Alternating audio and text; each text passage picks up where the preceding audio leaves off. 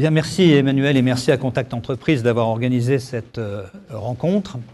Je salue d'ailleurs au passage le dynamisme de Contact Entreprise. Je suis en contact assez fréquent avec des organisations de ce type et pas forcément aussi dynamiques, aussi performantes. Donc je tiens vraiment à les saluer.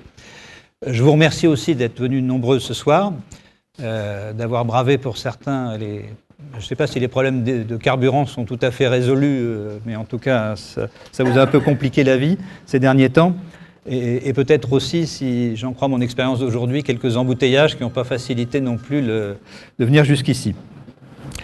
Le sujet dont je vais vous parler, donc, c'est comment la commercialisation évolue, et comment elle évolue de façon insensible, mais relativement radicale. Alors insensible, on ne se rend pas toujours compte, et radical, je vais essayer de vous le démontrer. Donc, un peu plus d'une heure selon les questions que vous voudrez poser, et je vous encourage, effectivement, comme le disait Emmanuel, à le faire une fois qu'on aura déroulé le sujet. Qu'est-ce qui a changé dans la relation commerciale? Et je vous propose le plan suivant, c'est par rapport à ce qui a changé, de voir comment on peut y répondre en 4 points simples. Quels peuvent être les écueils à éviter. Puis je vous propose aussi 4 cas d'entreprise. Et puis il faut toujours parler de quand on veut mener des actions, qu'est-ce que ça peut coûter. Donc je vous donnerai quelques exemples là-dessus. Alors je vais employer des mots un peu barbares. Donc voilà le mini-lexique, il n'y en a pas trop, hein, je vous rassure. Donc CRM, j'emploierai ce terme, c'est Customer Relationship Management. En bon français, c'est gestion de la relation client. Réseau social collaboratif, c'est, pour faire simple, un Facebook, mais un Facebook à soi. Ça marche comme un Facebook, mais c'est dans un périmètre fermé, par exemple celui d'une entreprise. Et puis les campagnes s'entendent au sens d'envoi groupé et massif, par exemple, d'emails ou de newsletters. Je vais me présenter un peu mon parcours. Donc, je m'appelle François Nanquette.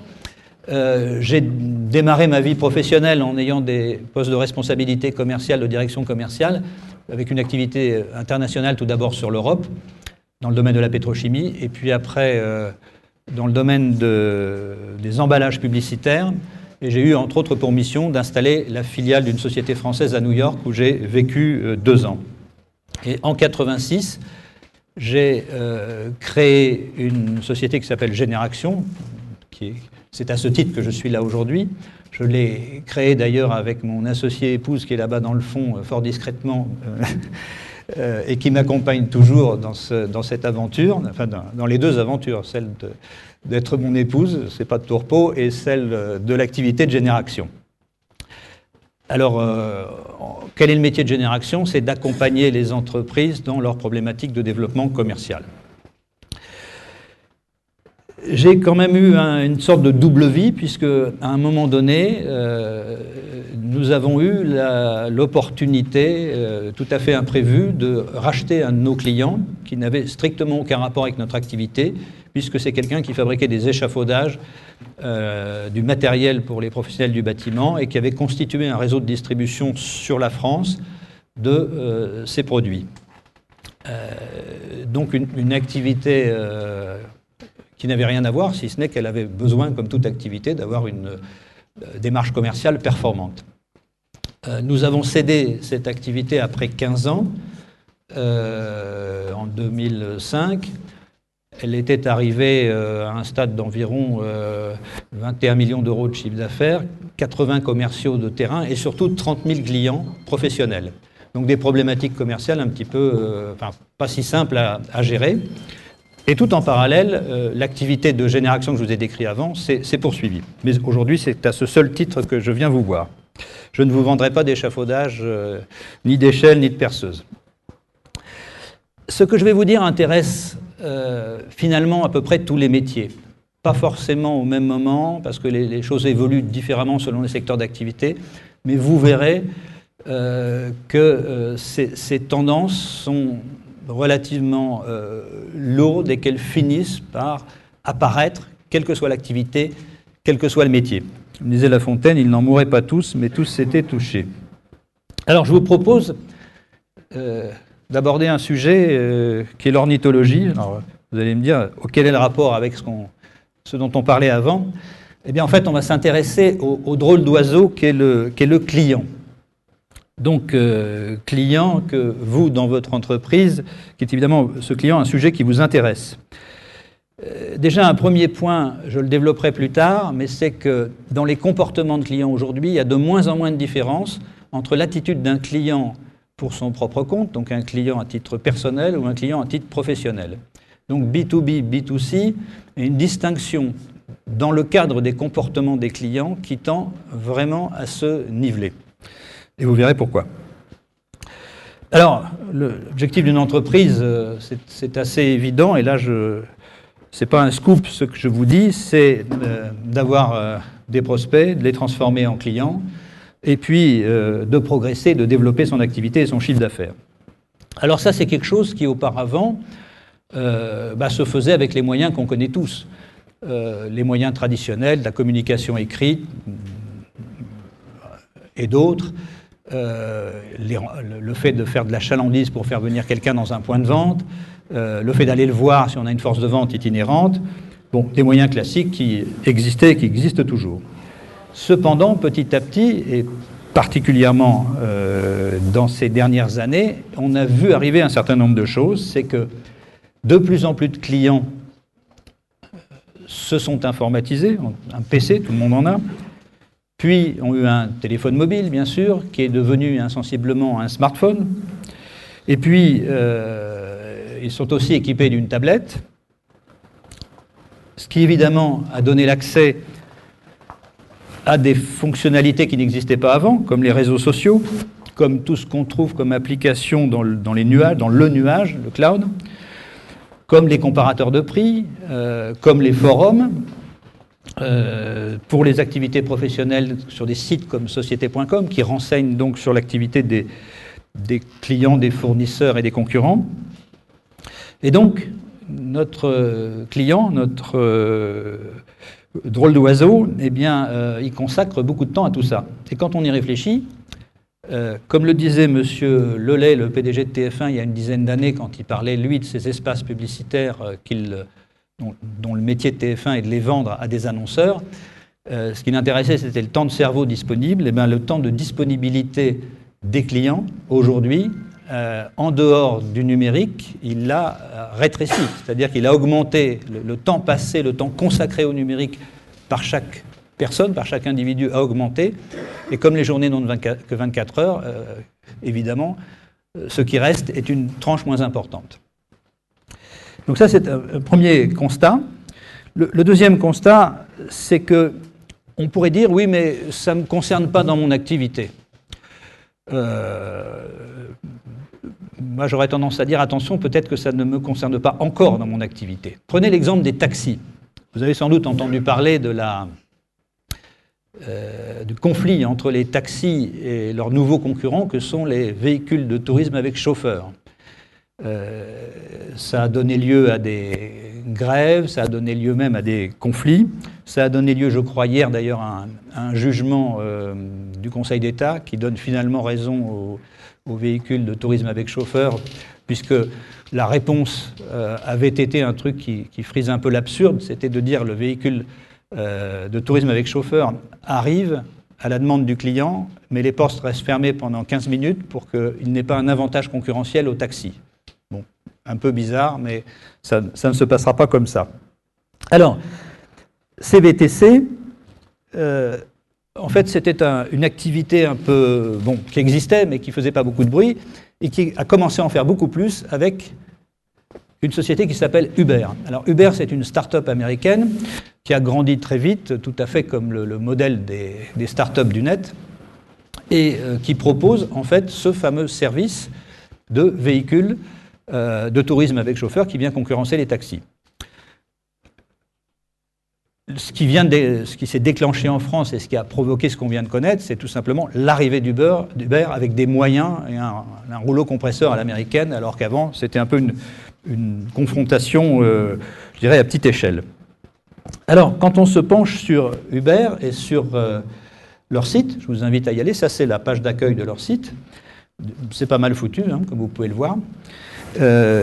On comprend assez rapidement que le modèle Uber ne peut fonctionner que si vous avez un smartphone. Puisque c'est le smartphone qui va vous géolocaliser, qui va permettre de calculer le prix de la course, qui va indiquer à la voiture où venir vous chercher, et qui va vous permettre de faire votre paiement en ligne avant même que la voiture ne vienne. Donc, pas de smartphone, pas de Uber et pas de véhicule de tourisme avec chauffeur, je dirais, ultra performant par rapport à l'offre existante aujourd'hui. On remarquerait que s'il y a quelques années, on avait dit l'invasion du numérique et en particulier d'un téléphone qui contient des données va changer le modèle économique des taxis, si j'avais dit ça, on m'aurait peut-être pas cru. Donc, c'était pas gagné d'avance. Il y a des interconnexions sur Internet que vous avez tous déjà remarquées et qui peut-être vous a un peu exaspéré, mais j'ai consulté le site Uber, puisque j'ai fait les captures d'écran que vous avez vues, mais je ne me suis pas inscrit. Pas de besoin particulier dans ce domaine, ou en tout cas pas pour l'instant. Par contre, j'ai un compte PayPal, et le lendemain, j'avais un mail de PayPal qui me proposait 20 € de remise sur ma première course chez Uber. Donc vous voyez déjà que le monde numérique, il va vite et il va fort en termes de localisation du besoin client. Un autre cas concerne une entreprise qui s'appelle Damar. Alors je doute qu'en Martinique, vous soyez des clients réguliers de Damar qui fait des vêtements chauds pour l'hiver. Enfin, ça me surprendrait. Enfin, Damar a son marché dans des contrées moins agréables. Et donc, Damar, il y a un certain nombre d'années, en 1984, a racheté une société qui se portait pas mal, qui faisait 475 millions d'euros et qui s'appelle Somfy. Alors, je ne sais pas si ça vous dit quelque chose. Somfy, ce sont des produits, des matériels qui sont utilisés en domotique, donc pour le confort de la maison, des thermostats, du pilotage de chauffage, éventuellement de climatisation, voire de sécurité. Et donc, ils ont racheté Somfy. On peut se dire, mais quel rapport entre des vêtements chauds et la domotique ? Ben, en fait, leur approche était assez astucieuse. Elle consistait à dire, nous, on est des spécialistes du confort de la personne, et ben, pourquoi ne serions-nous pas aussi des spécialistes du confort de l'habitat ? Il y avait une logique, et ben, cette logique s'est avérée juste, puisqu'on voit qu'ils ont très bien développé la société avec une rentabilité satisfaisante, et ils ont frisé, les derniers chiffres que j'ai datent de 2012, donc 2013, je ne les connais pas, mais fin 2012, on frise le milliard d'euros de chiffre d'affaires. Très bien. Qu'est-ce qui se passe il y a maintenant 12 ou 13 jours, je crois, peut-être l'avez-vous vu dans la presse, Google rachète, alors ça, pardon, c'est le site Somfy, donc un site bien fichu qui vous montre les produits, vous pouvez aller voir, qui est intéressant. Donc Google, il y a une douzaine de jours, rachète une start-up qui s'appelle Nest. Start-up qui, par recoupement, parce que je n'ai pas d'informations précises dessus, doit compter une centaine de personnes. Et pourquoi ? Parce que cette société est dans la maison connectée, c'est-à-dire en fait les mêmes produits, les thermostats, les détecteurs de fumée, etc. Mais ce qui est intéressant, c'est de voir, alors je pense que vous ne pouvez pas le lire au fond, mais je vais vous le lire, rachète Nest Labs pour 3,2 milliards de dollars. 3,2 milliards de dollars. C'est-à-dire qu'une société qui doit avoir 2 lignes de produits, 100 personnes qui démarrent, Google considère que ça vaut 3,2 milliards de dollars. Je vous rappelle qu'on a longuement débattu il y a quelques semaines du pacte de compétitivité et d'avenir sur l'idée que est-ce que ça allait être 30 milliards moins 20 milliards, donc 10 milliards qui allaient quelque part sauver l'économie de la France, ou est-ce que ça allait être 30 milliards moins 10 qui faisait 20 ? Donc on parle de 10 milliards à l'échelle d'euros, je vous l'accorde, là on parle de dollars, mais on parle de 10 milliards de dollars qui sont un élément significatif de toute l'économie française, et là vous avez Google qui se paye une boîte de 100 personnes pour 3,2 milliards de dollars. C'est quand même impressionnant. Je ne pense pas, même chose, que les gens de chez Somfy et de chez Damar se seraient dit « nous allons être inquiétés par Google » si cette question s'était posée il y a quelques années, voire quelques mois. il semble assez évident, étant exactement dans le même métier, que ça doit alimenter leur réflexion au minimum en ce moment. Et le point d'entrée est évidemment le même, c'est que quand on va sur le site de Nest, ce que je vous invite à faire, il est pas mal fait, sauf qu'il n'y a que 3-4 produits, hein, il n'y a rien du tout. C'est un système qui permet de piloter ces équipements à partir de son smartphone, encore le smartphone, et accessoirement, on les achète en ligne directement, avec un site mondial, qui pour l'instant n'est qu'en anglais, mais qui évidemment va être décliné dans différentes langues. Donc, deuxième élément d'impact. Alors, bon, vous aurez du mal à lire, mais donc je vais plutôt vous citer quelques chiffres clés ici. Vous pouvez aller sur le site de la FEVAD. La FEVAD, c'est la Fédération du e-commerce et de la vente à distance, qui donne en permanence des informations sur ces métiers, en particulier sur les ventes Internet. Ils ont fait faire une étude par Médiamétrie, Noël 2013, 85% des internautes ont l'intention d'acheter leurs cadeaux en ligne. Les cyberacheteurs dépenseront 60% de leur budget cadeau sur Internet. 95% des acheteurs professionnels utilisent des sites Internet de fournisseurs, 71% les newsletters ou les mails. Alors, ce sont des chiffres globaux, ce sont des chiffres peut-être un peu plus vrais aujourd'hui en métropole qui peuvent l'être ici en Martinique, mais c'est quand même le résultat d'une tendance lourde, et même si on n'atteint pas ces proportions ici, je pense qu'on peut ne pas se poser la question de comment ça évolue. Ça, c'est un petit tableau fait par un institut de marketing américain, donc c'est en anglais, qui liste, avec une étude pas mal foutue, la meilleure façon de trouver des nouveaux clients. Donc c'est organisé de la meilleure façon, à la façon, non pas la moins bonne, mais en tout cas la moins performante. Et on s'aperçoit de 3 choses. La première, c'est qu'on parle beaucoup des réseaux sociaux, et on a raison d'en parler, et c'est très certainement une partie du numérique qui est en croissance en ce qui concerne la relation client, mais ça reste encore relativement en bas de l'échelle. À côté de ça, maintenant en bas de l'échelle, la pub imprimée, ce qui a été pendant de nombreuses années un vecteur, je dirais, qui se situait plutôt tout en haut. Et puis on a un trio ou un tiercé gagnant qui est vente sédentaire. On pourrait y raccrocher d'ailleurs la vente itinérante, elle n'a pas été prise en compte là, les newsletters email et les sites web. Et l'interaction de ces 3 sujets, donc il y en a quand même 2 à connotation numérique très forte, et puis l'interlocuteur physique, c'est en fait ça qui aujourd'hui est le générateur de nouveaux clients le plus fort aux États-Unis, puisque c'est une étude américaine. Là, je vais vous montrer je vous le cache pour une seconde, vous faire part d'une anecdote, d'une expérience personnelle. J'étais la semaine dernière, juste avant de venir ici, à Boulogne, en région parisienne, pour aller à un rendez-vous. Et bien sûr, il a fallu que je gare ma voiture, pas de parking aux environs, mais des parcs-mètres. Donc pas le choix, je veux me garer au parc-mètre. Et là, il y avait 2 options, soit je payais par Monéo, il se trouve que ma banque n'est pas affiliée Monéo, donc ça ne marche pas, ou je mettais des pièces dans la tirelire, comme on connaît bien. Alors je mets des pièces dans la tirelire qui me sont systématiquement refusées. J'ai d'ailleurs cru que c'était le truc qui était en panne, mais j'étais à un autre, c'était exactement pareil. Donc je me suis posé des questions et j'ai regardé attentivement et j'ai vu qu'il y avait ça sur le côté du parc-mètre qui s'appelle Pay by Phone. Alors en fait, j'ai vu en lisant le descriptif, ça apparaissait un peu au-dessus, que la ville de Boulogne avait concédé à Vinci ses parcs-mètres.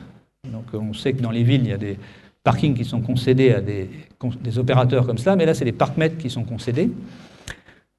Et que le moyen de pouvoir payer son parking, ce n'était plus les pièces, c'était peut-être encore Monéo à condition de l'avoir, c'était en tout cas pas la carte bancaire, c'est pas prévu, c'était de passer par un système Pay by Phone. Alors Pay by Phone, je vous la fais courte parce que moi ça m'a pris du temps, environ 10 minutes pour m'inscrire sur un compte en appelant quelqu'un. Tout le discours consistait à me dire, vous pouvez le faire par téléphone, mais c'est tellement mieux si vous flashez le code avec votre smartphone. Donc ce que j'ai fait après qu'on me l'ait expliqué, qu'on m'ait créé mon compte, que j'ai donné mon numéro de carte bancaire. Ça veut dire quoi? Ça veut dire que si aujourd'hui, à l'occasion d'un voyage, vous passez à Boulogne et qu'avec votre voiture, vous voulez vous garer, eh ben, ayez un smartphone, sinon ça va être compliqué. Donc on passe là du stade qu'on a tous pratiqué d'utilisateur volontaire d'outils numériques à un utilisateur obligé. Quelque part, voilà un acte de la vie quotidienne, aller se garer devant un parc-mètre.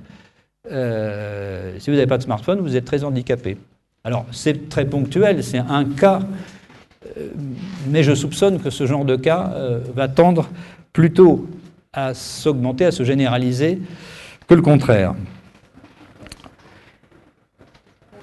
Alors, le premier constat qu'on peut faire, eh bien, c'est qu'on a un consommateur qui est de plus en plus pris, soit qu'il le veuille, soit que ça lui soit plus ou moins imposé, par tous les canaux de nature numérique et par les outils numériques devant lesquels il est, les écrans, et donc, forcément, son temps disponible pour le reste, il a rétréci en proportion.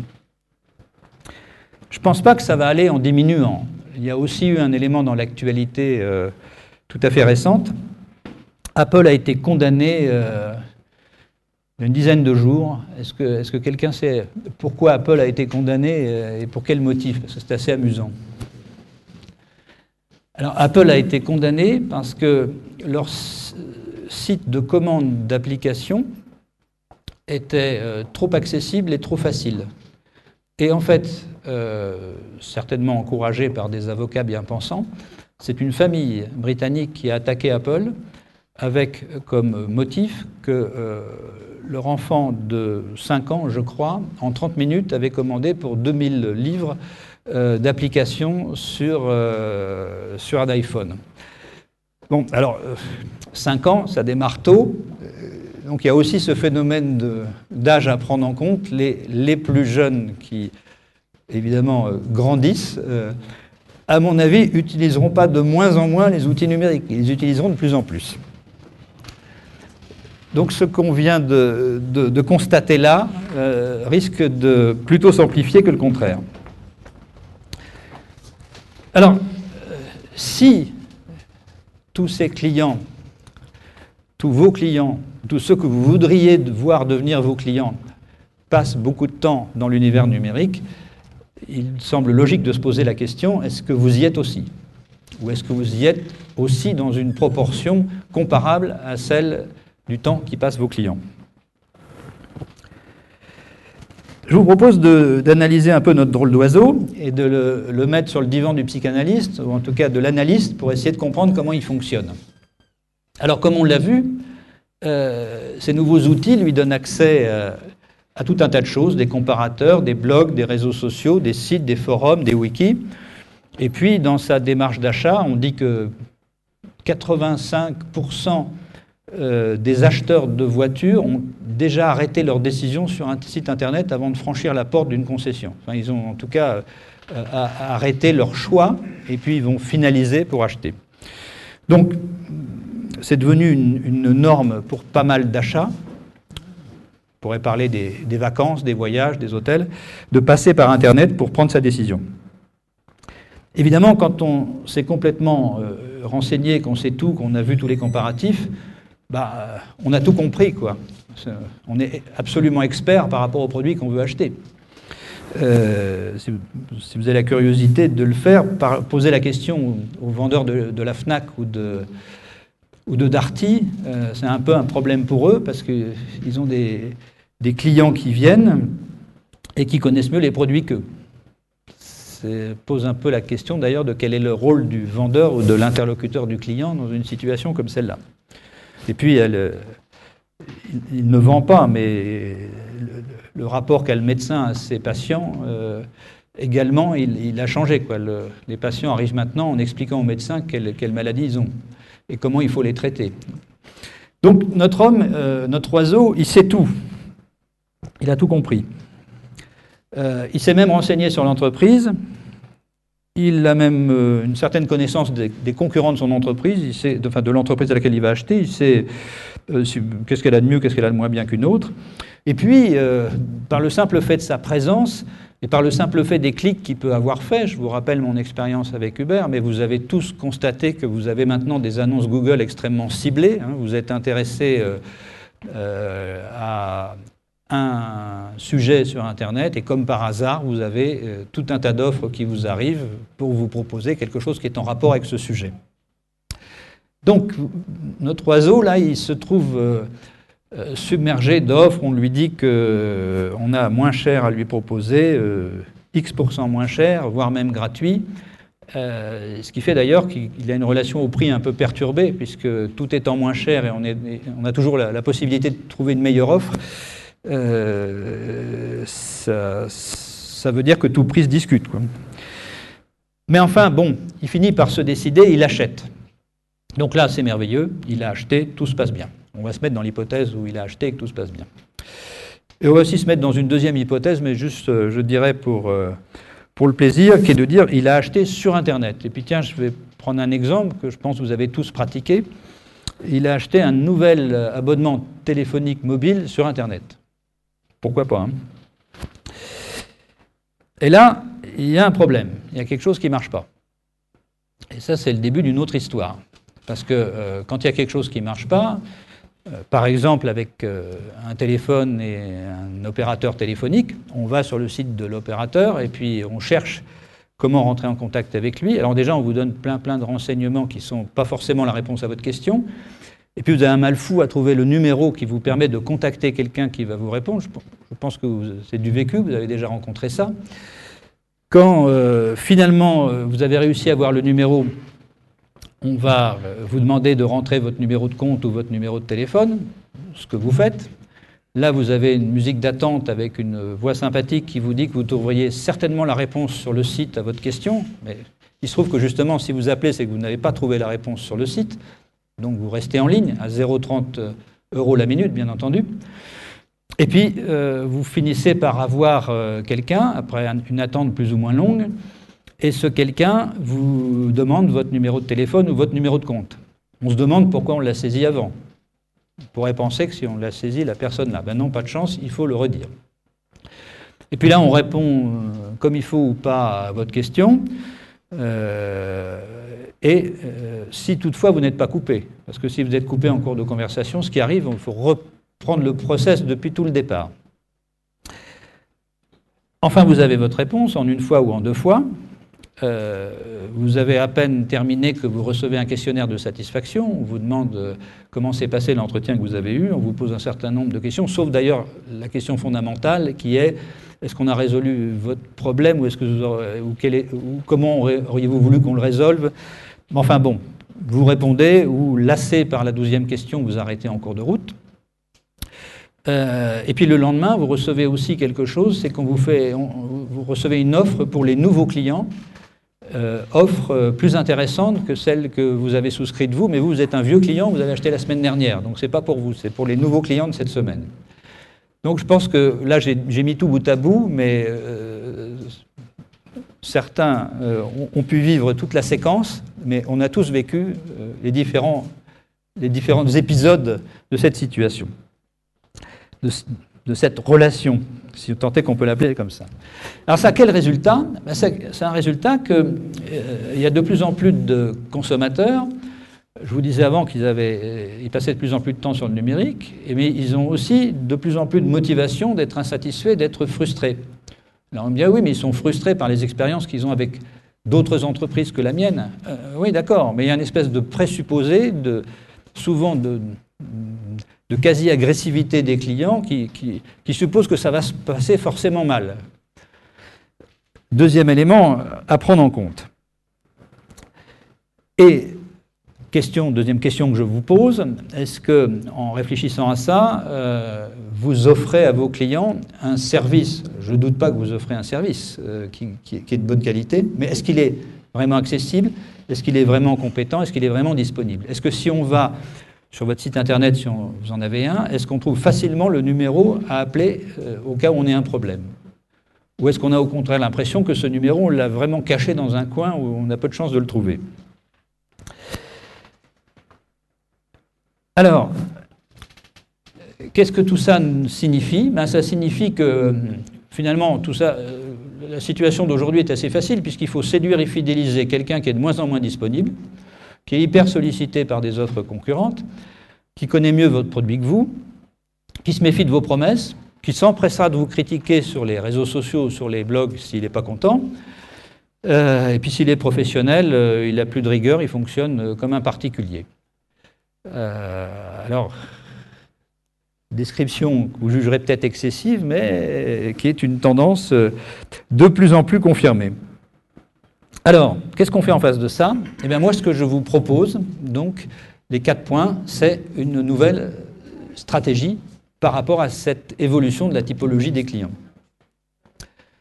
La première, c'est celle des bons avantages concurrentiels. Je vais développer l'écoute client. Vous me direz, l'écoute client, c'est pas nouveau, mais ça peut le devenir. L'intégration vente, marketing, communication. Je vous disais tout à l'heure, quel est le rôle d'un vendeur lorsque le client connaît mieux le produit que lui? Je vais essayer de répondre à cette question. Et puis enfin, les outils de conquête. Alors, les bons avantages concurrentiels, en fait, il y en a 2 catégories. Il y en a une qui sont vos avantages concurrentiels. Si vous avez une entreprise qui se positionne sur son marché, ça veut forcément dire qu'elle a des avantages concurrentiels. Sinon, elle aurait du mal à exister. Donc, vous ne manquez pas de les communiquer, mais les communiquez-vous là où vos clients passent le plus de temps maintenant, ou vont passer de plus en plus de temps, c'est-à-dire dans le monde numérique. Donc ça, c'est les premiers avantages concurrentiels. Le deuxième avantage concurrentiel, c'est un peu cadeau, quoi. C'est-à-dire qu'il y a tellement d'entreprises, en particulier les grandes, voire les très grandes, qui provoquent cette frustration et ces désagréments pour les consommateurs, que quel bonheur, il y en a une qui met la dimension écoute et service au premier plan, l'annonce et le communique, eh bien celle-là, on est vraiment tenté plutôt d'aller vers elle qu'une autre. Donc, cet avantage concurrentiel de l'écoute, du lien, de la facilité de communication, du service client, d'un SAV accessible, sollicitation bien dosée, c'est-à-dire qu'on verra comment on communique vers les clients, mais il y a une juste mesure, c'est-à-dire c'est pas très bon de communiquer avec eux qu'une fois tous les 6 mois, mais c'est pas forcément bon non plus de communiquer avec eux une fois tous les 2 jours, quoi, parce que là, on les fatigue. Et vous recevez certainement aussi, vous, 30, 40, 50 mails qui ne vous sont pas destinés et qui vous énervent, parce qu'on vous hyper sollicite, si je puis dire. Deuxième axe, l'écoute client. Alors l'écoute client, si je devais faire simple, je dirais, dans toute communication que vous faites, est-ce qu'il y a un lien, ou est-ce qu'il y a un bouton, ou il y a quelque chose qui permette au client de dire « je veux donner mon avis ». Source extraordinaire d'informations et de progrès. Alors, vous me direz « oui, mais ils vont se plaindre, ils ne vont pas être contents ». C'est toujours instructif, un client qui se plaint, c'est pas fort. Puis, quelque part, il vaut peut-être mieux qu'il se plaigne à vous qu'à la terre entière. Il y a quelqu'un qui a une certaine réussite dans sa vie professionnelle qui s'appelle Jeff Bezos, c'est le créateur d'Amazon. Et toutes les semaines, il prend des clients au téléphone. Je ne sais pas si c'est moi qui siffle là, non?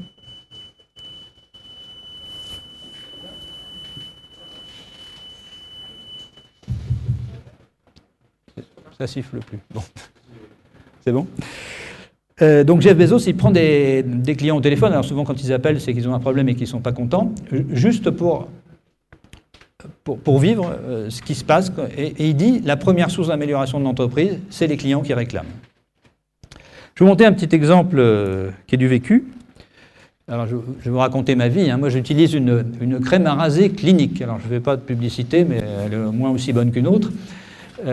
Clinique, ça appartient au groupe Estée Lauder, donc qui n'est pas tout à fait la PME du coin, c'est un groupe mondial. Et Clinique a, tout récemment, début 2014, changé le conditionnement du produit que j'achetais jusqu'ici. Bon, on ne peut pas dire que ça soit la révolution entre celui de gauche et celui de droite, mais bon, c'est le nouveau packaging, qui, à l'œil, comme ça, je ne sais pas si vous le remarquez, a l'air un peu plus petit. Et quand je l'ai vu, je me suis dit bonne nouvelle, parce que il y a une législation qui existe depuis 2006, enfin qui existait avant, mais qui a été vraiment affirmée en 2006, qui dit qu'on ne peut pas prendre dans son bagage cabine en avion quelque chose qui a une contenance de plus de 100 millilitres.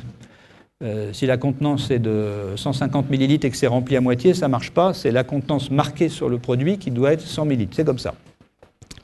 Donc, puisque c'était plus petit, je me suis dit, ils ont tout compris, ils ont fait un emballage à 100 millilitres. Ben, mauvaise pioche, parce que vous ne pouvez pas le voir, mais je peux vous confirmer qu'ici il y a écrit 125 millilitres, ancien emballage, et ici il y a écrit 125 millilitres, nouvel emballage, nouveau packaging. Et ça m'amusait parce que à chaque fois que j'achète ce produit, je dis, enfin, j'ai arrêté de le dire parce que ça devenait un peu usant, mais je dis à la personne qui me le vend dans un grand magasin, dans une parfumerie ou dans un duty-free, mais pourquoi est-ce que ça ne fait pas 100 millilitres, surtout dans un duty-free, parce qu'on est proche des avions. Et on me répond à chaque fois, mais vous êtes le 50e à nous le dire, on n'arrête pas de leur dire de faire un packaging de 100 millilitres. Ben non. Donc, ils ont mis 14 ans avant de changer leur packaging. Ça fait 8 ans que la législation à 100 millilitres existe. Et c'est toujours 125 millilitres.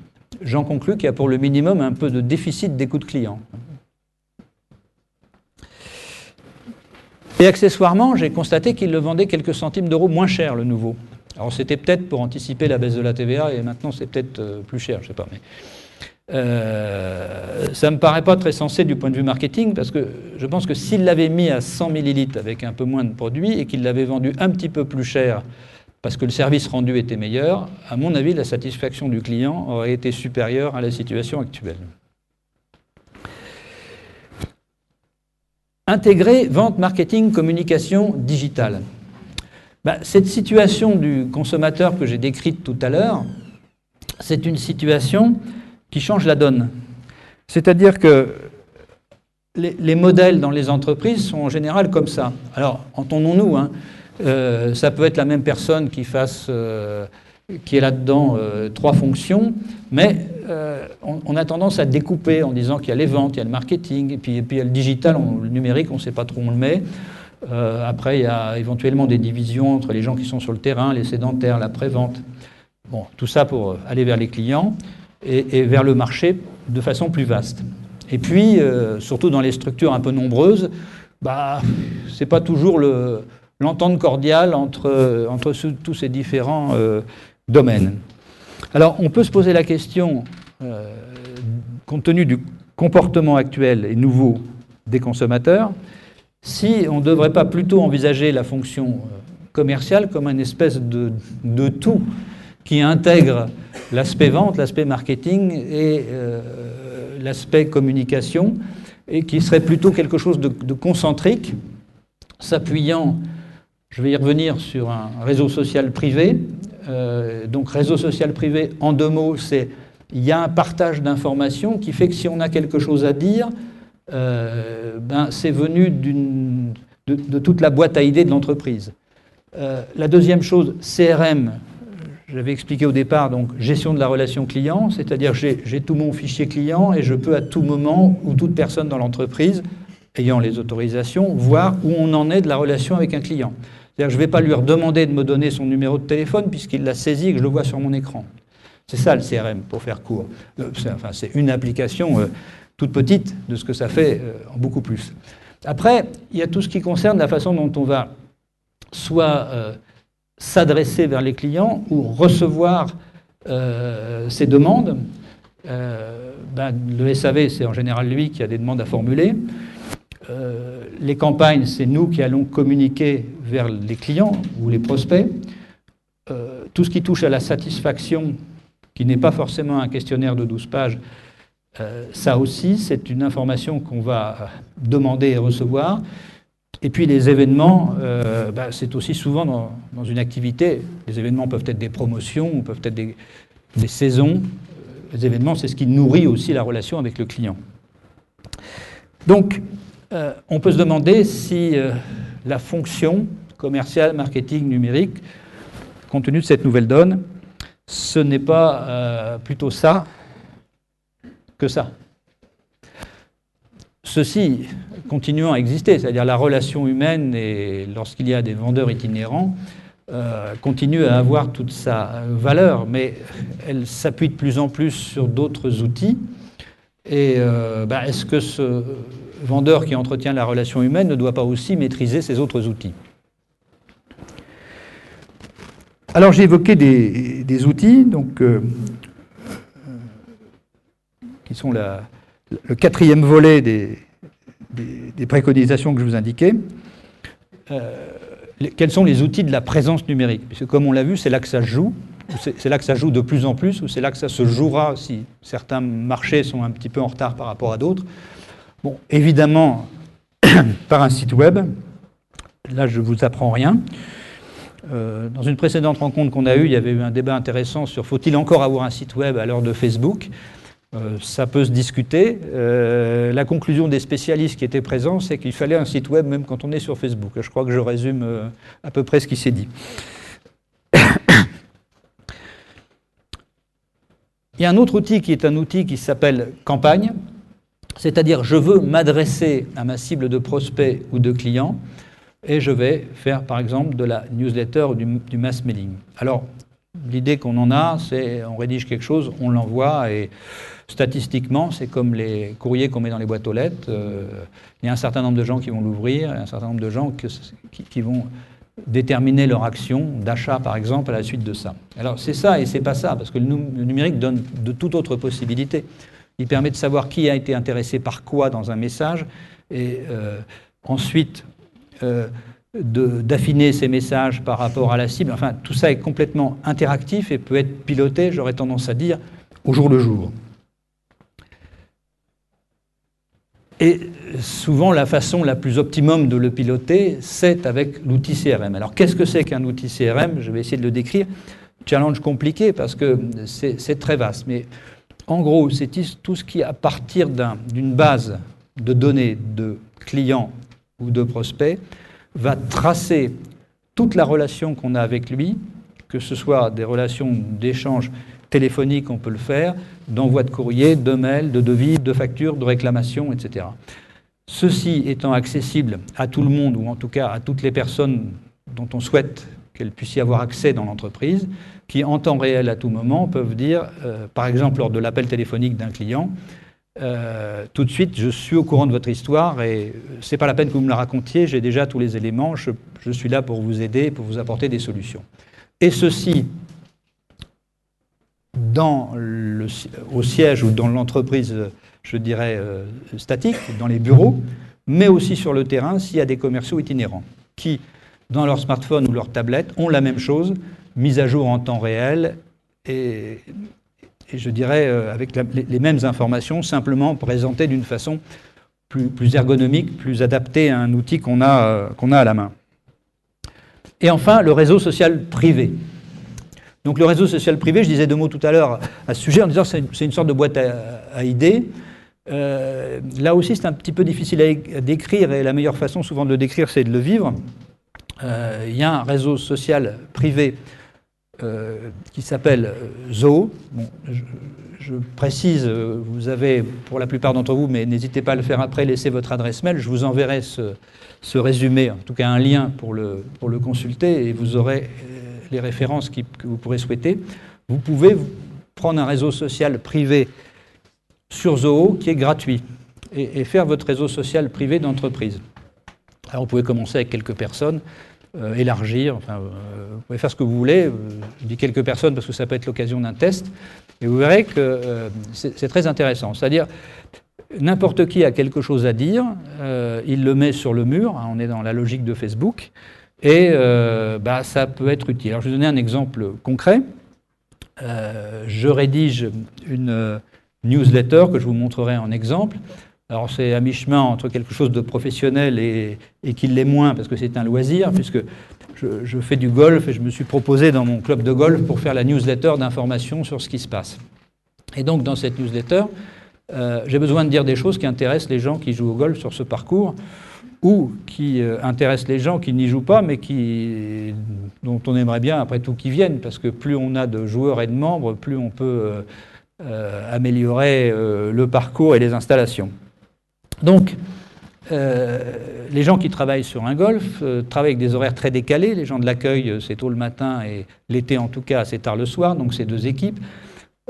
Les gens qui entretiennent le parcours, c'est encore d'autres horaires. Il y a un restaurant qui a les horaires d'un restaurant, avec donc des coupures le matin et l'après-midi. Et puis, il y a une activité qui consiste, enfin, événementielle, de recevoir des mariages, donc là, c'est tard le soir. Alors, en fait, en équipant les différentes personnes de ce réseau social interne, eh ben, telle personne va dire, par exemple, au restaurant, ben, ce week-end, on va faire un menu spécial. Au lieu d'envoyer un mail, alors d'abord, on l'envoie à qui, et puis on met en copie à qui, etc., ce qui complique un peu la vie, on le met sur le mur. Après, c'est quelqu'un d'autre qui dit, par exemple le greenkeeper, qu'il a amélioré quelque chose sur telle partie du parcours, une troisième personne dit autre chose.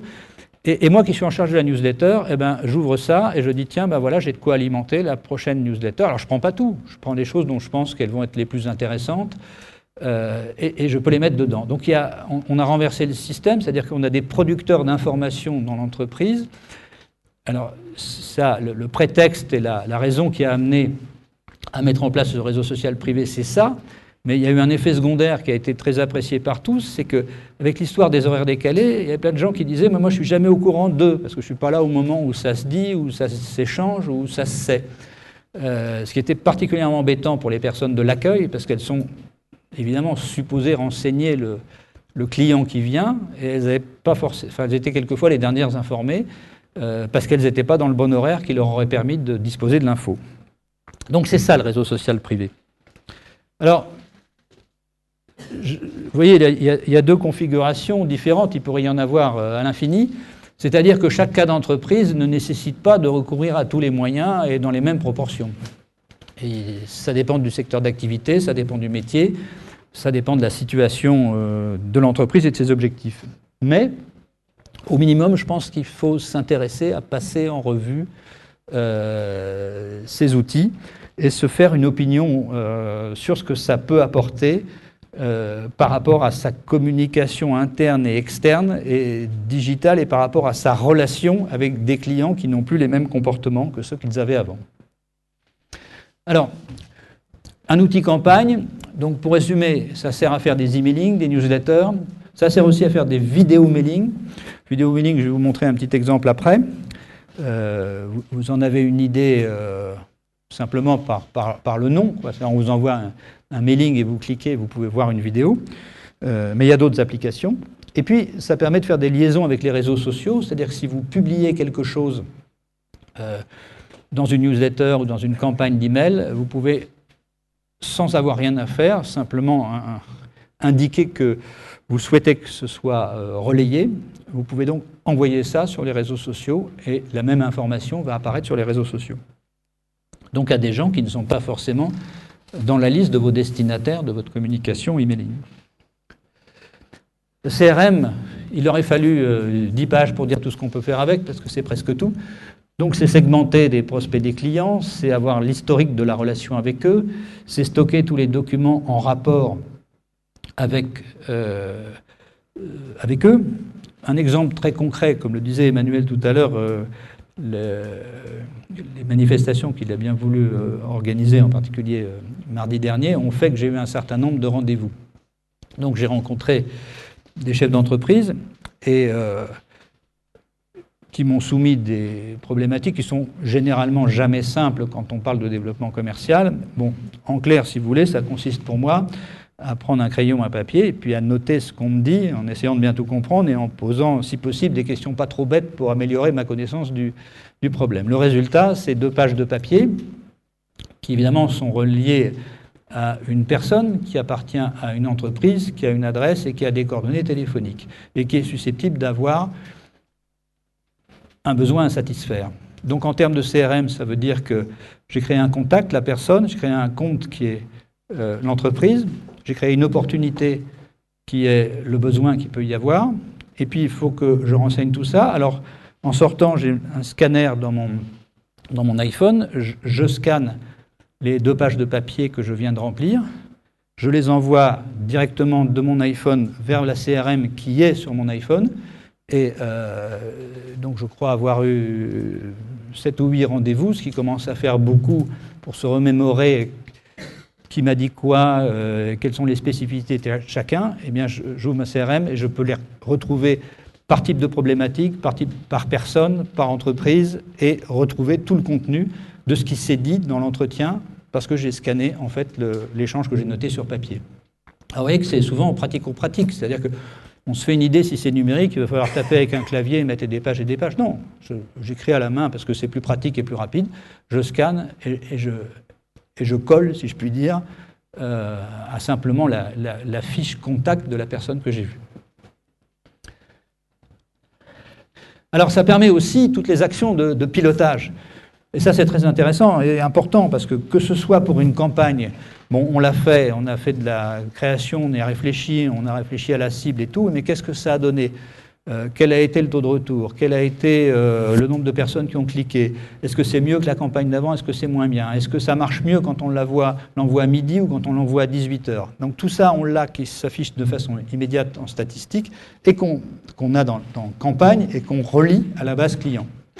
Ça permet de dire que le sous-ensemble des clients de telle nature, eh ben, c'est mieux de leur envoyer tel type de message à 8h le soir que de leur envoyer un autre type de message à midi, par exemple.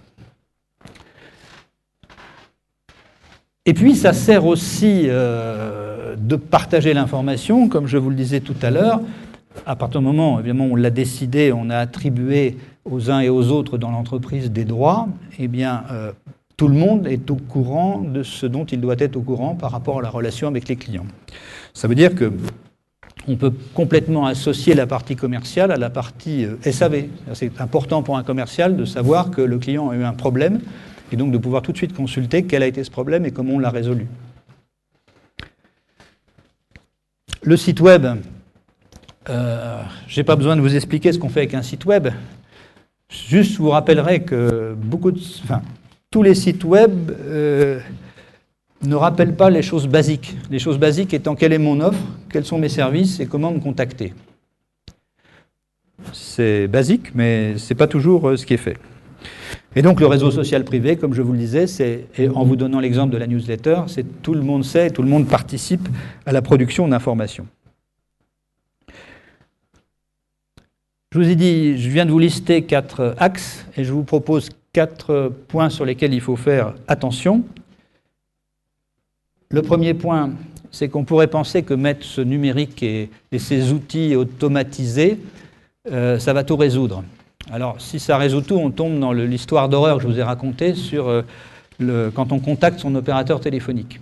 Alors, c'est clairement managé par un outil de gestion de la relation clientèle, mais on sent que la gestion, ils ont mis le paquet, la relation clientèle, c'est moins évident, quoi.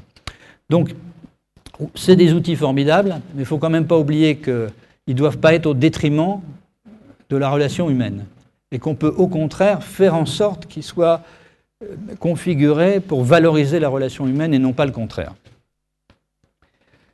Deuxième point, c'est important parce que c'est comme ça que fonctionne aujourd'hui toute cette population de clients, c'est-à-dire les réseaux sociaux, les forums, etc. Tout ça, c'est collaboratif.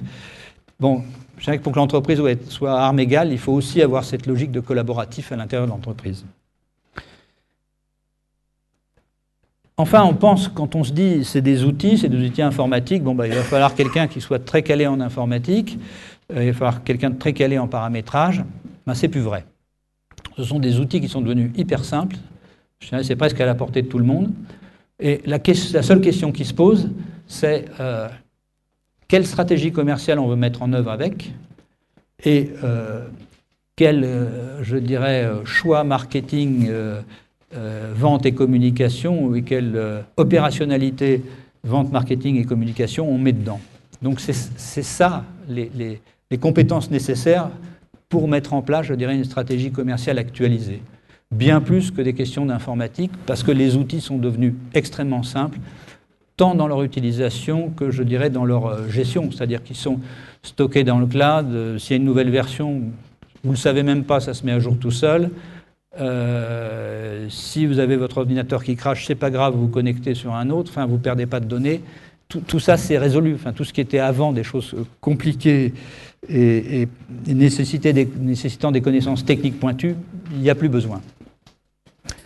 Alors, et l'important, ça c'est le quatrième point, c'est le contenu, forme et fond. Je vais parler de la newsletter du Golfe. Bon, peu importe ce qu'il y a dedans, on voit bien que l'ancienne version et la nouvelle, ça marche quand même mieux quand il y a de l'image et quand il y a un peu de texte, mais pas trop. Donc, on ne peut plus vivre sans images, on ne peut plus vivre sans choses qui soient agréables à voir.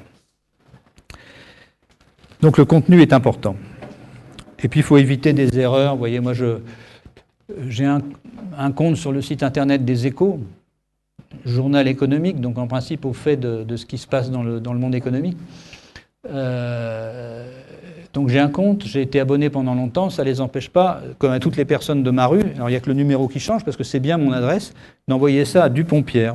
Alors que je suis sûr qu'ils ont un fichier dans lequel ils ont les noms et les prénoms des gens, mais ils ont simplifié.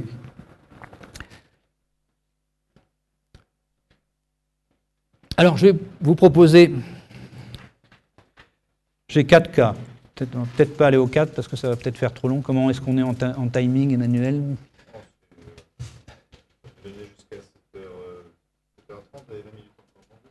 Bon, alors on va peut-être pouvoir y arriver. Donc je vais vous donner des exemples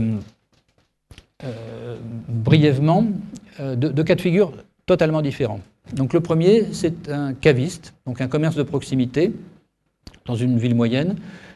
Un emplacement pas top parce qu'il n'a pas pu trouver mieux et puis je dirais par rapport à son budget c'était le maximum. Il n'y a qu'une personne, il y a 40 mètres carrés et puis il y a des concurrents sérieux qui sont là. Il a un avantage concurrentiel. Enfin, quels sont ses avantages concurrentiels? C'est un œnologue, il peut donner des cours d'œnologie, il est spécialisé dans les vins bio et biodynamie, il a un local qui permet des dégustations et il peut répondre à des demandes d'entreprise pour faire des animations autour du vin. Alors, qu'est-ce qu'on a fait? Un site internet qui décrit l'offre, donc ça c'est un peu la base. Une inscription proposée aux gens qui venaient de mettre leur adresse email et qui a généré 900 noms en 6 mois. Donc des gens qui passaient, qui achetaient pas, ils mettaient leur adresse email. Alors pourquoi ils mettraient leur adresse email? Parce qu'on leur disait, ça me permettra de vous inviter à des dégustations. En France, quand on offre un coup à boire, personne ne dit jamais non, donc on a obtenu les adresses email assez facilement.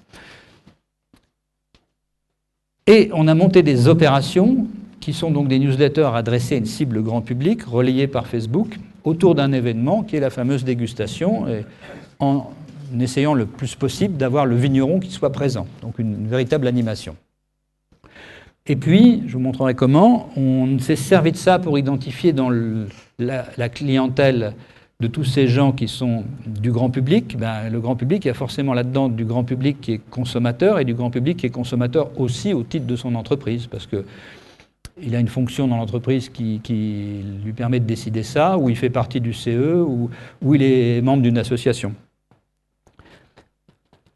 Et donc, ça a permis d'identifier quels étaient les gens qu'on qualifie comme professionnels et, comme on les a identifiés, de leur envoyer une newsletter différente, avec un message qui n'est pas le même que celui qu'on envoie au grand public. Alors ça ressemble à ça. C'est un parti pris, il n'y a qu'un seul message, c'est trop petit pour que vous lisiez, mais ça dit du vendredi 13 au dimanche 15 décembre et samedi 14 en présence du vigneron. Donc le texte dit « Je vous invite à venir faire une dégustation, un champagne différent ». Donc il y a un message et l'idée c'est « Venez, vous verrez le vigneron, il vous expliquera pourquoi son champagne est le meilleur qu'un autre et vous pourrez le déguster et vous aurez l'avis d'un œnologue autour de ça ».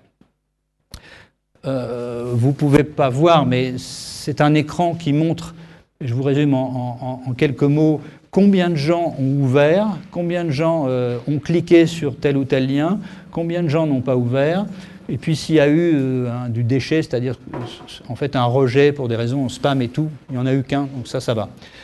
Là, il y a eu 257 personnes qui ont ouvert le message sur 906. Et on a mesuré que, en gros, 10% des personnes qui ouvraient le message venaient au magasin le jour où il y a une dégustation, en plus de ceux qui viennent naturellement. Je peux vous dire que l'impact sur le chiffre d'affaires, il n'est pas négligeable. En première année, on l'a mesuré. Alors, première année sont toujours donnent une perspective fausse, parce que quand on part de zéro, évidemment, on ne peut qu'augmenter. Mais la différence sur plusieurs mois entre une semaine avec dégustation, une semaine sans dégustation, et évidemment l'information qui va bien avec, c'est plus 62% de chiffre d'affaires. Là, c'est pas rien, quoi. Évidemment, ça ne sera plus la même chose au fur et à mesure que, je l'espère pour son activité, ça continuera à grimper. Mais ça va même plus loin, parce que le terreau est propice, parce que, encore une fois, les Français ont une relation au vin qui est plutôt toujours positive.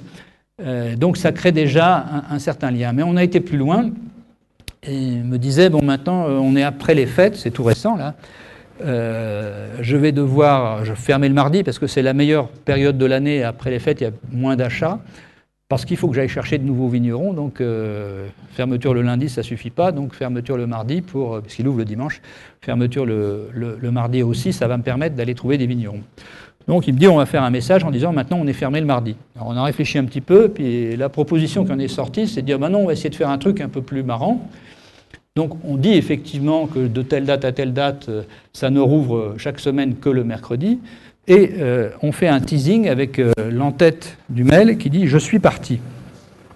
Et là où la notion de lien que j'évoquais tout à l'heure, on voit comment elle apparaît, c'est qu'on a des réponses. Déjà, c'est rare que les gens répondent à des newsletters, hein. Mais des réponses pour dire « ouf, quelle frayeur dans le titre, nous voilà rassurés, à très bientôt, bonne dégustation, on vous attend avec impatience, nous suivons vos pérégrinations ». Enfin, on voit bien qu'on a créé petit à petit, chaque semaine, en envoyant ce type de lettres, je vous accorde sur un sujet plutôt sympathique et tout, on a créé un lien, et le lien, c'est hyper important parce que là, on n'est pas dans le média numérique froid, on est dans la culture d'une relation, l'entretien d'une relation. Et voilà en fait l'intégralité du message. Donc c'est toujours traité un peu sous un mode humoristique.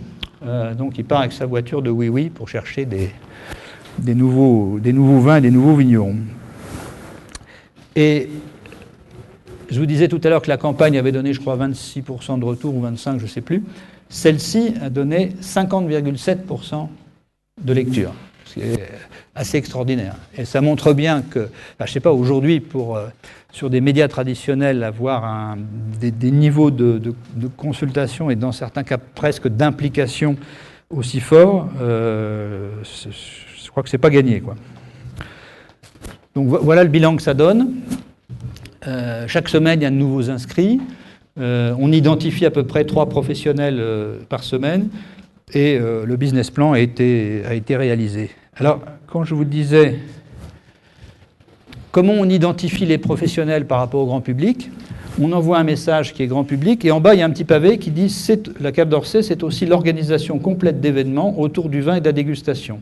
Dans votre entreprise, votre association, votre CE. Cliquez ici pour plus d'infos. » Donc les gens cliquent, et là on leur dit, si vous voulez plus de renseignements, laissez votre téléphone et votre nom, ce qu'ils font ou ce qu'ils ne font pas, mais de toute façon, on récupère leur adresse mail. Donc on peut faire un autre fichier à côté qui est, ce sont peut-être des particuliers qui sont intéressés à titre particulier, mais ils ont aussi un intérêt à titre professionnel. Donc on va pouvoir leur adresser un message spécifique. Deuxième cas, ça c'est moins glamour, les travaux publics agricoles. Donc c'est une entreprise assez ancienne, bien établie, il y a de nouveaux entrants, elle fait 6 millions d'euros de chiffre d'affaires, et jusqu'ici elle communiquait par la PQR, la presse quotidienne, mais ça s'essouffle, quoi. Les résultats ne sont plus là. Les clients achètent une fois tous les 7 ans. Quels sont leurs avantages? Ils ont une qualité reconnue et ils sont depuis longtemps sur le marché. Qu'est-ce qu'on a fait? On a acheté un fichier des prospects ciblés, très ciblés, hein, c'est-à-dire les exploitations agricoles d'élevage ayant plus de 40 têtes de bétail dans un rayon de 50 km. 50 km parce qu'au-delà, transporter un engin de travaux publics, c'est plus possible, c'est trop cher. Pourquoi 40 têtes? Ça, je ne pourrais pas vous le dire, mais ça veut dire que c'est un niveau d'investissement qui correspond au savoir-faire de l'entreprise. On a mis ce fichier dans une CRM. On a donné l'accès CRM, bien entendu, au siège et en mobilité à 2 commerciaux. On a géolocalisé toutes les exploitations de façon à ce que les commerciaux puissent perdre extrêmement peu de temps dans leur visite. Et ça a permis donc une visite systématique, une détection et un suivi des affaires. La détection, c'est-à-dire qu'en fait, quand on rencontre quelqu'un qui est dans la cible, ça veut dire que forcément, il achète une fois tous les 7 ans, mais pas forcément à nous. Donc, soit on arrive, ces travaux, c'est pour dans un mois, ben on arrive trop tard, parce qu'un mois, il n'y a pas de recul suffisant. Soit elles sont pour dans 7 ans, ça veut dire qu'il vient de les faire, ben ça ne va pas non plus. Soit il est dans une plage qui va de 1 an à 5 ans, et en gérant les priorités, on peut vraiment concentrer les efforts sur tous ceux qui ont des projets à relativement court-moyen terme. Donc voilà ce qui a été fait. Alors, ce sont des exemples, mais on pourrait les montrer à l'infini, puisque si on décide que le camembert, c'est pas bien, on peut le remplacer par des histogrammes, on peut mettre des listes, on peut faire absolument tout ce qu'on veut. Ce qui est certain, c'est qu'à toute question qu'on se pose, il suffit d'appuyer sur un bouton pour avoir la réponse, évidemment, à condition d'avoir construit le modèle par rapport aux questions qu'on envisage de poser, aux données qu'on envisage de rentrer. Donc, on a des statistiques, on a aussi, à chaque fois qu'on est en relation avec un client, tout ce qui s'est passé avec lui, toutes les étapes, ça déroule encore plus bas. Vous voyez en bas, vous ne voyez pas, mais c'est écrit concurrent, on peut aussi mettre des informations sur les concurrents. Ceux qui sont sur la route ont exactement les mêmes données, mais présentées différemment sur un iPhone. C'est-à-dire que c'est les mêmes données, mais l'ergonomie est différente pour être adaptée, comme je vous le disais tout à l'heure dans mon cas, pour être tout simplement sur un iPhone. Et le résultat a été ça. Encore une fois, c'est toujours flatteur de voir des progressions. Ils étaient en baisse, donc remonter et progresser de 20%, c'est bien. Ça ne veut pas dire non plus que ce soit un exploit, mais en tout cas, on a inversé la courbe. Sujet d'actualité. Troisième cas, start-up industrielle. Donc, start-up industrielle, c'est rare quand même aujourd'hui de créer une usine et de produire. Il n'y a pas beaucoup de gens qui se lancent dans l'aventure. Donc, ils fabriquent un matériau de construction innovant qui, en fait, traite des questions de normes d'isolation et de contraintes qu'on a maintenant sur ce qu'on appelle en particulier la RT 2012, la réglementation thermique 2012, qui fait que par rapport à l'isolation, aux gaz à effet de serre, etc., il faut que tout bâtiment réponde à certains critères. Donc ils arrivent, ils ne sont pas connus, bien entendu, puisqu'ils sont nouveaux, ils n'ont pas de référence, ils n'ont encore rien vendu. À l'analyse, on découvre qu'il y a une problématique bien particulière, c'est qu'il faut convaincre 5 personnes, et que si l'un de ces 5 dit non, ce n'est pas possible. Alors, on s'adresse, si vous voulez, la plupart du temps à des promoteurs qui construisent des Vinci, Eiffage, des gens comme ça, qui construisent des immeubles ou des plus petits promoteurs, mais qui font à chaque fois rentrer en jeu plusieurs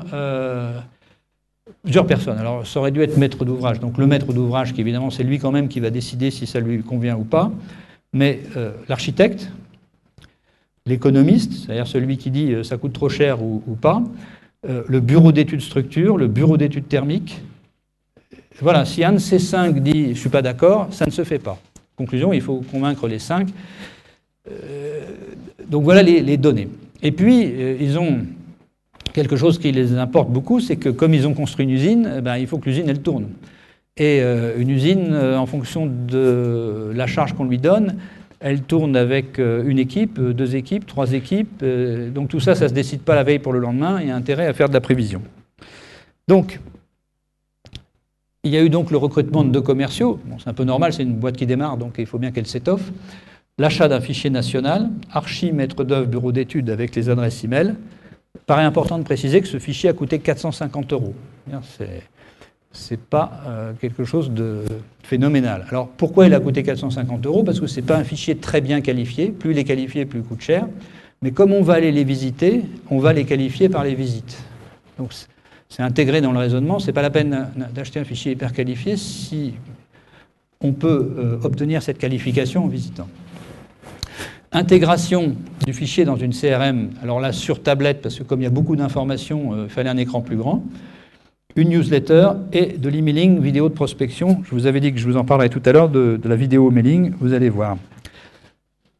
Donc en fait, leur première préoccupation, c'était la charge de l'usine. Alors, vous ne voyez pas, mais là, il y a écrit 30 000 blocs, c'est-à-dire leur unité. Les blocs, c'est les blocs qui servent à construire. Hein. Donc, ce qui nous intéresse, c'est de savoir qu'il y a toujours un creux l'hiver, parce que la construction, en métropole, en tout cas en hiver, elle est beaucoup moins active, parce qu'il fait froid, parce qu'il y a des intempéries. Là, ça remonte. Là, on est au plein de la saison. Et là, ça peut être plus haut, sauf au mois d'août, qui est toujours une période morte, mais là on commence à être loin, c'est-à-dire qu'il faut rentrer des nouveaux projets pour alimenter. Donc en fait ça c'est à l'instant T, au niveau du directeur d'usine, si vous voulez, il voit à combien il doit s'attendre de production à un horizon de 3 mois. Alors comment il le sait? Ce n'est pas de la magie, c'est parce que historiquement on a vu que sur tant de devis, il y en avait tant d'acceptés, tant de refusés, donc on a mis dans la boîte un calcul de probabilité très simple, hein, c'est pas d'un très haut niveau. Simplement, dans les nombres, comme on a... non, je ne crois pas que je l'ai là. Si. Oui, il y a 170 devis en cours de négociation en permanence. Donc si à chaque fois il fallait calculer à la main quelles sont les probabilités et comment elles changent, vous imaginez bien que ce serait compliqué. Donc, en fait, on a cette charge usine qui était une des attentes importantes de l'entreprise, qui se calcule automatiquement et qui se recalcule en fonction des événements commerciaux pour être le plus fin possible par rapport à la prévision industrielle. Après cette prévision, d'ailleurs, on voit que pour le mois de décembre, donc il est écoulé, hein, mais la prévision était 19 953, la réalisation c'est 17 833. Donc vous voyez que c'est pas mauvais, c'est-à-dire que ça c'était quel nombre de blocs on anticipait de fabriquer au mois de décembre, compte tenu déjà au mois de septembre, par exemple, de tout ce qu'on avait en négociation, et on est tombé presque pile.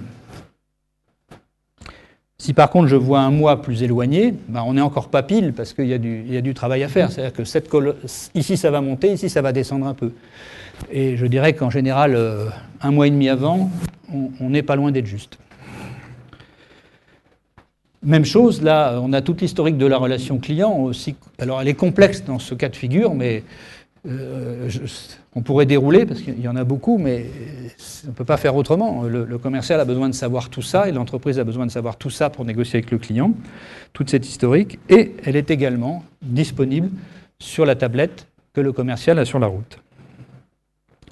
Alors, vidéo mailing, on ne peut pas le faire avec le son, mais l'idée, c'est que nous envoyons un mail sur lequel il y a une image avec un lien ici, et puis un petit questionnaire, c'est pour en savoir plus sur ce produit, je souhaite être rappelé ce jour, demain, semaine prochaine, entre telle heure et telle heure, prénom, nom et téléphone. Alors en fait, que contient cette vidéo, dont le titre est 29 secondes pour vous présenter un produit innovant. 29 secondes, c'est pas innocent, c'est parce que 29 secondes, déjà, ça fait sérieux, c'est pas 5 minutes, parce que 5 minutes, ça peut en durer 10, c'est 29 secondes. Et c'est vraiment 29 secondes. L'idée tourne tout autour de la prospection. La prospection fait l'unanimité contre elle. Les commerciaux n'aiment pas faire de la prospection, et les clients n'aiment pas être prospectés parce qu'on les embête. Donc, ce qu'on vend dans ce vidéo mailing, c'est de dire on vous prend que moins de 30 secondes pour que vous puissiez savoir si ça vous intéresse ou pas. Et là, de façon très volontairement, non pas amateur, mais simple, c'est-à-dire c'est bien le commercial, lui personnellement, qui dit je vous explique en quelques mots de quoi il s'agit, je viens vous voir si vous êtes intéressé par ce produit. Et on n'a pas encore de statistiques suffisantes, mais elles commencent à être assez encourageantes sur les résultats qu'on obtient avec ça. C'est assez nouveau, parce qu'on a des améliorations à apporter, comme par exemple de montrer le produit, mais il faut y aller doucement, parce que si ça dure longtemps, ça ne va plus. Il faut que ce soit très court. Donc l'idée, c'est de dire on vient vous voir, on vient vous solliciter, mais on ne vous embête pas longtemps, puis après, c'est vous qui avez la main, c'est vous qui décidez. Alors, Ça donnait quoi? Donc, entreprise qui démarre, hein, 100 comptes clients créés dans l'année. Je vous rappelle que les comptes clients, c'est des promoteurs, c'est des poids lourds, quoi. C'est pas des petites boîtes, quoi. Vente moyenne, 16 000 €. Alors, beaucoup parce que ces promoteurs, par exemple, qui avaient un programme de lotissement, disaient bah, écoutez, avec vous, on va commencer par une maison. Et puis, on verra après comment ça s'est passé. Donc, on est dans une période où on ne vend pas tout le lotissement la première fois, ce qui paraît logique. Donc 170 devis en cours de négociation. On a un taux de transformation qui est de 22% entre les devis et les commandes, ce qui est pas mal, et qu'on espère améliorer. Et puis on maîtrise la charge usine. Bah, le dernier point, c'est le club de golf. Je vous en ai dit 2 mots tout à l'heure. Donc en fait, l'idée pour ce club de golf qui est concurrencé par des réseaux, c'est-à-dire des endroits où les gens qui veulent jouer avec un seul abonnement peuvent jouer sur 10 golfs différents, ben là, avec un seul abonnement, on peut jouer que sur un golf. Donc il faut se battre avec ses avantages. Les avantages sont donc l'esprit club et la communication sur les événements, et évidemment une forme qui soit sympathique, ce que je vous montrais tout à l'heure. Ça donne ça que vous avez vu. Alors, quelques petites notions de prix, parce que ces outils extrêmement puissants, on pourrait penser qu'ils ont un coût très élevé. L'outil campagne, si on a 1000 destinataires et qu'on veut leur envoyer autant de mails qu'on veut, aussi souvent qu'on veut, ça coûte 8 € par mois, en tout. L'outil CRM, on a 3 personnes qui l'utilisent dans l'entreprise, ou 5 personnes, ou, enfin peu importe, par utilisateur, 15 € par mois. Et on s'occupe absolument d'aucune maintenance, de rien. Hein. Le réseau social privé, gratuit sous certaines conditions, c'est ce que je vous communiquerai. Donc là, vous pourrez l'utiliser de façon simplifiée en gratuit. Autrement, 1,50 € par mois pour avoir toutes les options. Les options, c'est de pouvoir créer des groupes, de pouvoir créer des sous-groupes, enfin, différents niveaux. Donc, si vous vous souvenez, dans l'intitulé où je disais on a des moyens pour réagir par rapport à ce consommateur qui n'est plus si accessible qu'il l'était, ces moyens ne sont pas si difficiles à mettre en œuvre et surtout ne sont pas si coûteux. Tout dépend quelle stratégie, quelle approche on aura construite, mais une fois qu'on l'a construite, il faut l'exploiter. Ça veut dire qu'il y a tout à fait les possibilités de s'adapter positivement à cette nouvelle donne. Et je pense que si on est un peu pionnier dans ce domaine, même si on ne sent pas encore la pression de ses clients dans ce sens-là, c'est peut-être pas inintéressant de prendre une petite longueur d'avance. Donc voilà ce que je voulais vous dire. Classiquement, quel est le genre de démarche pour aller concrètement vers une mise en place d'outils comme ça?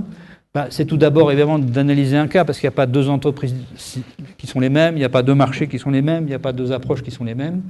Ensuite, il faut avoir défini le modèle, et ce modèle, il va utiliser tel ou tel outil et telle combinaison. Et l'objectif, c'est que ça marche. Mais que ça marche avec un peu d'accompagnement pour que l'entreprise soit complètement autonome, c'est-à-dire qu'elle puisse vraiment maîtriser ses outils et se débrouiller avec. Alors, se débrouiller avec, dans certaines limites, dans une très petite entreprise, on va peut-être tout faire, y compris sa communication. Si elle est un peu plus grande, on pourra peut-être, en ce qui concerne le contenu, faire travailler son agence de pub, parce que le contenu et la qualité de la communication, c'est un métier. Et puis dans des très grandes entreprises, quelquefois on a des services intégrés, même si les services intégrés, j'ai entendu dire que ça avait une forte tendance au bout d'un moment à s'endormir et à manquer de créativité. Il valait mieux avoir de la créativité extérieure. Et puis enfin, un peu de SAV, parce que il peut arriver à un moment ou à un autre qu'on ne sache pas trop comment traiter quelle partie de la question. Donc, il faut pouvoir répondre. Et puis donc, pour la production, comme je vous disais, si c'est une petite unité, soit on fait appel à son agence de pub, soit on fait soi-même, soit il m'arrive, moi, de faire de la production de contenu. Voilà, je crois que j'ai tenu à peu près le timing. J'espère que ce que je vous ai dit vous a permis de mieux percevoir ce ce que je crois est un nouvel enjeu, qui est un nouvel enjeu important, d'autant plus qu'il arrive un petit peu doucement, quoi. On ne se rend pas compte. Mais en fait, si on se penche sur le sujet, on se dit, bah oui, finalement, les consommateurs, ils ne fonctionnent plus comme avant. D'ailleurs, moi-même, je ne fonctionne plus comme avant. On peut se dire ça. Si je cherche quelque chose, je ne vais pas forcément ouvrir les pages jaunes, je vais aller sur Google. Si je veux aller en voyage, je vais automatiquement aller sur un site, etc., etc. Voilà, je vous remercie de votre attention et je suis bien sûr à votre écoute pour toutes les questions que vous pouvez avoir, auxquelles j'aurai plaisir à répondre.